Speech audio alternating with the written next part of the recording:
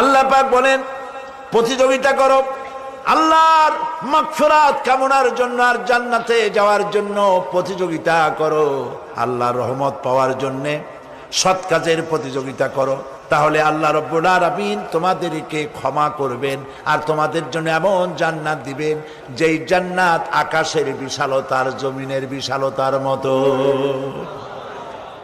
এই বিরাট জান্নাত তোমাদেরকে দিবেন।